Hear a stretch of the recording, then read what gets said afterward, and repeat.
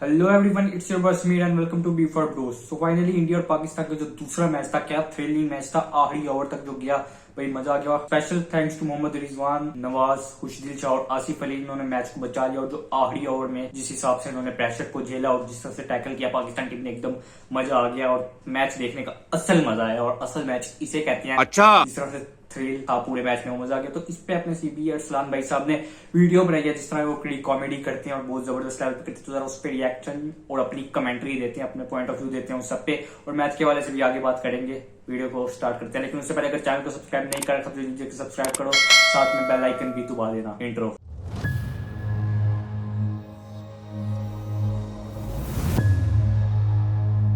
जीत गए भाई, जीत गए। अब आया ना मजा, जब मैच होता है इतना क्लोज और ऊपर से आप जीत भी जाएं, तब होता है डबल किस्म का मजा। और बिल्कुल उसी तरह की जीत हमने खाई है जिस तरह की हमने हार खाई थी पिछले हफ्ते संडे। लास्ट ओवर के ऊपर गेम चली गई, उसके बाद फिर जो कभी इधर जा रही है कभी उधर जा रही है। लेकिन बीच में अगर कहीं ना कहीं कोई फर्क आया तो वो आया सिर्फ और सिर्फ स्वैग का, जो कि मेरे पांडू का था, जो कि कहता भाई है ना, भाई है, वो कर लेगा, भाई है, वो कर लेगा। हमारे बॉयज ने उस तरह नहीं किया था। हालांकि मैं स्क्रीन के पीछे बैठ के कह रहा था कि भाई है यार, हो जाएगा हो जाएगा, लेकिन मेरा स्वैग जो है वो सब तक ट्रांसफर नहीं हो सकता। सर मेरे पांडू का स्वैग होता है। उसी से याद है कि मेरे पांडू को इतनी मार पड़ गई यार इस मैच में, सारा का सारा स्वैग मेरे दोस्त का निकल गया। तो जीरो के ऊपर आउट हो गया, ऊपर से पहले ओवर के अंदर ही आपने कोई 14 रन खा लिए मेरे दोस्त ने। पाकिस्तानी टीम को क्रेडिट देना पड़ेगा कि आप जीत रहे हो कि हार रहे हो, जिस मर्जी सिचुएशन में हो, जिस मर्जी टीम के खिलाफ हो, ऐसा हो ही नहीं सकता कि एंड में आते आते तक आपका जो ऑडियंस है ना, उनका बीपी लो ना हो गया। बेचारे जो है पड़े में मुंह से झाग निकल रही, किसी को मिर्गी का दौरा पड़ा हुआ है, कोई मासूम उधर चीखें मार रहा है, कोई अपने बाल खींच रहा है, इसकी बुरी हालत हुई भी थी। एंड में मैच फंसाना हमने होता ही है, पूरा मैच हो चुका है। मुझे जनरली किसी बंदे की फिक्र है ना, तो वो इस मासूम अर्शदीप की है यार। इसके साथ क्या हो रहा होगा, ये जो 2001 की एक वीडियो उठा के जो अभी तक उसके ऊपर जोक्स मार रहे होते हैं कि पाकिस्तान में टीवी टूट जाएंगे, पाकिस्तान में टीवी टूट जाएंगे। यार हमारे घर के अंदर 4 से 5 टीवी पड़े होते हैं, हम तो ऐसे ही तोड़ रहे होते हैं। पैसे की कोई कमी नहीं है यहाँ पे। वैसे भी यहाँ के लोग जो है वो मीडिया पे आने के लिए इतने ज्यादा उतावले और इतने ज्यादा ओछे हो जाते हैं कि वो टीवी क्या है, वो तो बीवी को भी तोड़ना शुरू हो जाएंगे। जब भी कोई न्यूज चैनल वाला आता है ना, तो उसके सामने स्टाइल मारने के लिए तोड़ना शुरू हो जाते हैं, मजाक बनाने के लिए भी तोड़ रहे होते हैं। तो वो इस किस्म के चक्कर हो रहे होते हैं। और कोई इतना सीरियस पेल के जो है ना, बहुत ही ज्यादा घिसा दिया आप लोगों ने। मुझे जो असल में टेंशन हो रही है वो इस चीज की हो रही है कि असल जज्बाती तो इनके फैंस हैं। इन्होंने जो इस मासूम के साथ अभी करना है ना, मैं अभी से ही गैस करके बता सकता हूं कि इसके घर के ऊपर ही पथराव हो जाना और पता नहीं क्या कुछ हो जाना, इसके पुतले भी जला दोगे तुम लोग। एक कैच मासूम ने छोड़ दिया हमारे इधर। फखर देखो यार कैसे ढीठ बन के जो है वो बड़ी स्क्रीन के ऊपर अपने देख रहा था, मिस फील्डिंग वगैरह वो तो कैचेस छोड़ के ऊपर नहीं उछाल के छक्के भी दे रहा था कि पीछे। मैं एक चीज कहना चाहता हूँ, अगर अपने अर्शदीप भाई साहब को आप इस तरह ट्रोल कर रहे हो तो इधर फखर का भी वही हाल है। अगर अर्शदीप को आप कह रहे हो पाकिस्तान के लिए खेल रहा था, तो फखर भाई साहब भी कुछ कम नहीं थे। वो भी इंडिया का पूरा साथ दे रहे थे, जिस तरह से उन्होंने कैच छोड़ा और चौके पड़वाए हैं। मजाक करूं, कॉमेडी भी हो जाए बाद में कहता क्या हो गया, बस हो गया ना, बस हो गया। स्क्रीन के ऊपर मुंह करके कह रहा था हमारा दोस्त, इस तरह होते हमारे डीट, हम माफ भी कर देंगे उसको। खैर इंटरनेट के ऊपर एक वीडियो भी सर्कुलेट कर रही है, जिसके अंदर ये दिखाया जा रहा है कि जो ड्रेसिंग रूम है उसके अंदर जो ये अर्शदीप के साथ, मासूम के साथ जो हरकतें हो रही हैं वो उसकी वीडियो लीक हो चुकी है। ये देख लें आप लोग क्या हो रहा है उसके साथ।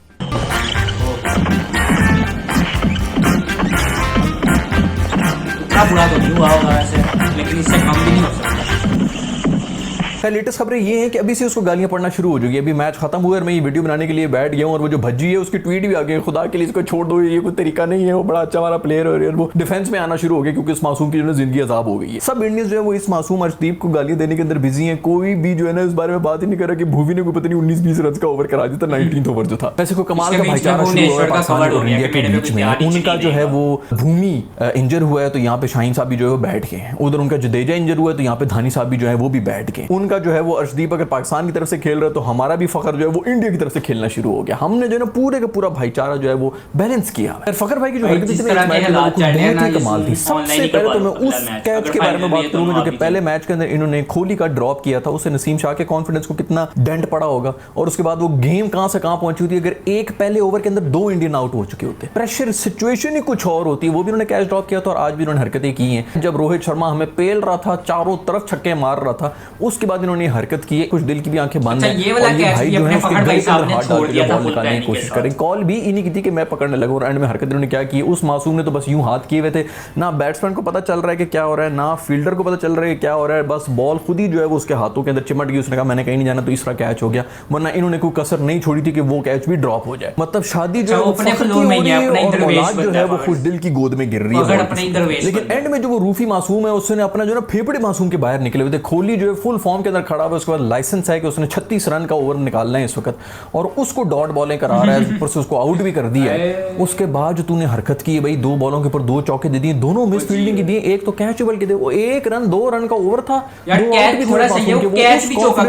नेक्स्ट मैच में भी जाता तो क्या जबरदस्त एक सूरत हाल बन जाती, उसका कॉन्फिडेंस भी तूने मार दिया, ऊपर से 8 रन तूने पड़वा दिया यार, हद ही होगी बेशर्मी की। और ये जो है ना, इसी तरह ये जो पैनिक स्टेट ऑफ माइंड है ना, इसी के साथ हम इसको साथ ले लेके चल रहे हैं, आगे भी जा रहा है। फिर मैंने कहा चलो बैटिंग के अंदर आगे कुछ 200 की स्ट्राइक रेट के ऊपर हम सबके मुंह के ऊपर जूता मार देगा। उसने 200 की तो नहीं मारी, उसने 20 की स्ट्राइक रेट के ऊपर टेस्ट की इनिंग्स खेल ली, ऊपर से मैच जो है वो मजीद इंडिया के हाथ में दे दिया, आउट भी हो गया। अच्छा, फिर जो आउट भी हुए वो इस तरह के हुए हैं कि बहुत जब उन्होंने उठाई है तो ऊपर जब जा रही है और उसने जब कैच पकड़ लिया तो परेशान होकर देख रहे फील्डर को, ये इस तरह कैच थोड़ी होता है, हमने तो ये रूल सेट किए हुए थे कि जी बॉल उठा के जो है चौके करने थे, भाई ये कोई रूल नहीं होते, ये तेरे ही रूल थे। ऐसे वो अर्शदीप मासूम ने जो कैच ड्रॉप किया था ना यार, उससे पहले मेरा ख्याल में कोई 1.5 घंटा लिया था थर्ड अंपायर ने, वो जो आसिफ अली का जो स्निको के ऊपर आ रहा था, वो रोहित शर्मा तो वैसे भी कोई मेंटल हो गया था, पहले तो अर्शदीप के ऊपर भी पागल हो गया जब उस पर आउट होता है, उसको तो पूरा इंडिया पागल हो गया था उसके ऊपर, लेकिन उसके बाद जो है वो लड़ाइयां कर रहा है, इसके तो भी लड़ रहा है कि भाई ये कौन सा यार, ये कौन सा स्निको मीटर के अंदर जो पहला मैच हुआ था ना एशिया कप का, उसके अंदर एग्जैक्टली इसी किस्म का आउट दे दिया था। मैंने को पिछली 2 एपिसोड पहले इसी के बारे में बात की हुई थी कि यार इतनी जो मूवमेंट होती है ये इसके ऊपर लाइन के ऊपर,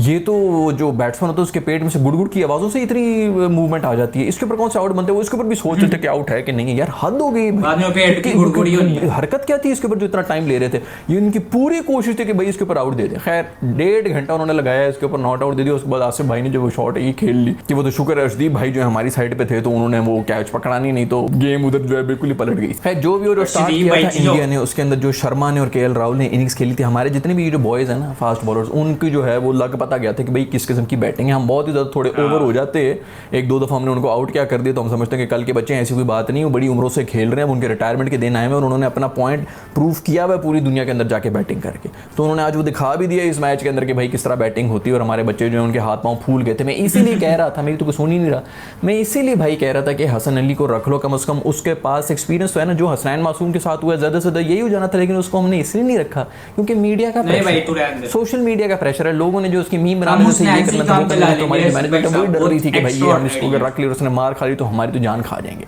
कि हसनैन को क्यों नहीं रखा। भाई यार कोई ये कुछ छोटे मैचेस, मैं इधर कहना चाहता हूँ कि भाई आपने अगर हसन अली को नहीं रखा तो बिल्कुल सही किया, क्योंकि वो एक्स्ट्रा ऑर्डिनरी प्लेयर है, वो पाकिस्तान के खेलने के नहीं है, क्योंकि उसका एक्सपीरियंस बहुत ज्यादा, वो पाकिस्तानी टीम से भी ज्यादा एक्सपीरियंस है, पाकिस्तानी टीम से डिजर्व ही नहीं करती इस लेवल का प्लेयर है हसन अली, तो हम उस नैन से ही काम चला देंगे। नहीं होते इंडिया वाले, क्रूशल मैचेस होते हैं, नर्व्स वाले होते हैं, इसके अंदर जो है उसके पास कम से कम एक्सपीरियंस है। अगर वो खुद बॉलिंग नहीं भी कराता तो वो रूफी को या किसी और नसीम वगैरह को कोई अच्छी टिप भी देता था कि भाई इधर बॉल करा, इसकी ये वीकनेस है, या इस पिच के ऊपर यहाँ पे पिच करनी चाहिए। अगर उससे नहीं भी हो रही, बाज़ वक़्त आपके दिमाग में तो चीज़ होती है ना, एक्सपीरियंस भी किसी चिड़िया का नाम है, लेकिन आपसे एग्जीक्यूट नहीं हो रहा तो आप किसी और को अच्छा मशवरे दे देते हैं। क्या मशवरे देने होंगे बाकियों को, वो तो खुद मशवरे मांग रहा होगा।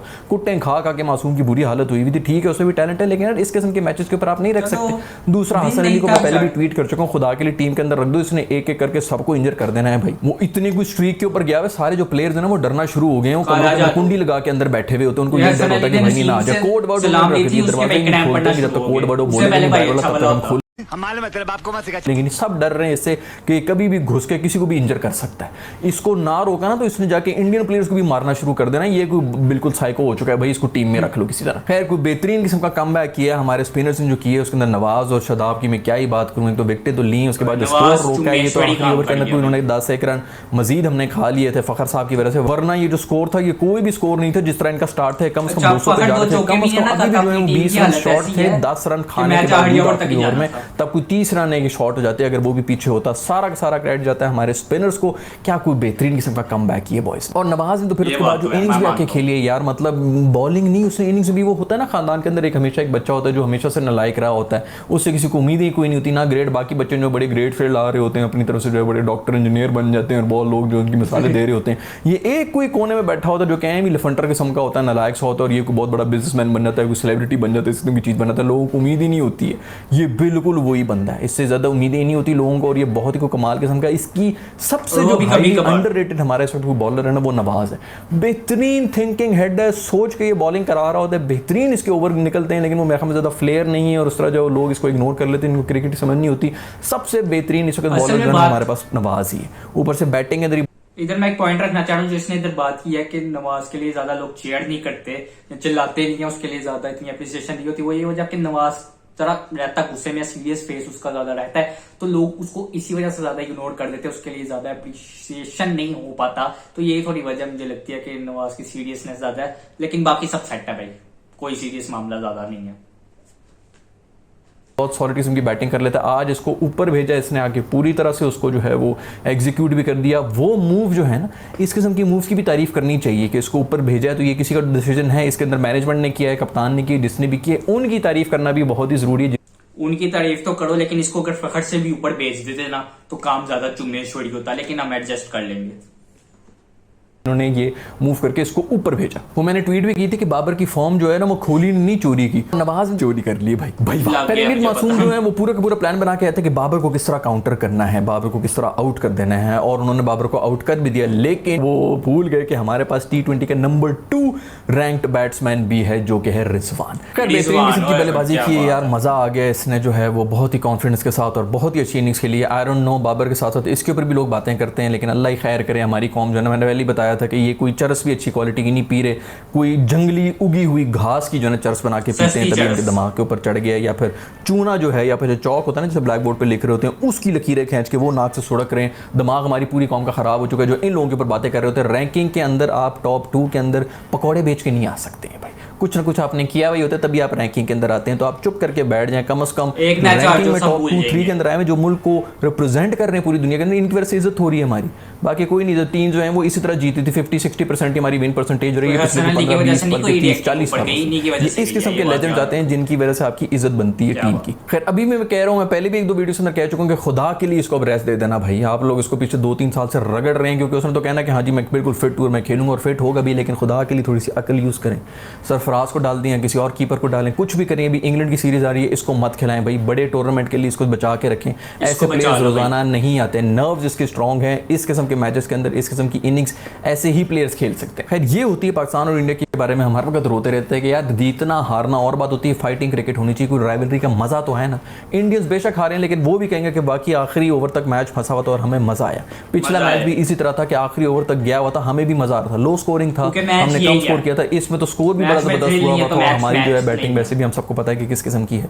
तो बेहतरीन किस्म की क्रिकेट हुआ, और यही क्रिकेट जो है बहुत जरूरत भी है क्रिकेट वर्ल्ड को। आप सोचें कि हमारी जो थर्ड वर्ल्ड है, अगर इसी को हम लोग कैश करें, इस चीज़ को एशेज की तरह हम लोग करें, हर साल में एक दफ़ा हमारे जो है 5 या 7 मैचेस की T20 की सीरीज हो, उसके बाद एक टेस्ट मैचेस की सीरीज हो, साल में एक दफ़ा या हर दफ़ा हो, ODI को रहने दे बेशक, यही सिर्फ कर लें और अपनी लीग्स ही खेलते रहें, तो इतने पैसे इस रीजन में जनरेट होना शुरू हो जाएंगे कि और कहीं कुछ करने की जरूरत ही नहीं पड़ेगी। इतनी बड़ी इंडस्ट्री खड़ी हो सकती। गोरे वहाँ पर जो है ना, जो NFL और पता नहीं NBA वगैरह को स्पॉन्सर कर रहे होते हैं, वो भी इधर घुस के एप्पल और इस के ब्रांड्स आ रहे होंगे जो कि हमारी टीम्स को स्पॉन्सर कर रहे होंगे कि यार ये इतना बड़ा मेला लगा हुआ है, इसके अंदर किसी तरह पैसे लगाओ। और ऐसा भी नहीं है कि कोई चार्ट में भी एक दूसरे के साथ खोते की तरह लड़ रहे हो ना, कुत्तों की तरह लड़ रहे हो, तो वही लड़ो, लेकिन ग्राउंड के अंदर लड़ो। इसको कैश करो, इसी हेटरेट को, इसी लड़ाई को, इसी को कैश कर लो, धंधा ही कर लो भाई। हम कौन सा कह रहे हैं कि चूमना शुरू हो जाओ और एक दूसरे के साथ जो है वो दोस्तियां करके बैठ जाओ। जो राइवलरी बनाई हुई है जो इतने अरसे से, जिसकी वजह से दोनों मुल्कों की हुकूमतें जो है वो कायम है अपनी अपनी जगहों के ऊपर, उनसे बहुत खतरा है हमें। जैसे ही उनकी ऊपर अपनी बात आने लगती तो वो फौरन तोपे जो है उधर मोड़ लेती हैं अवाम के, कि वो देखो जी इंडिया ने ये कर लिया, वो देखो जी पाकिस्तान ने ये कर लिया, और हम आपस में कुत्ते की तरह लड़ते रहते हैं।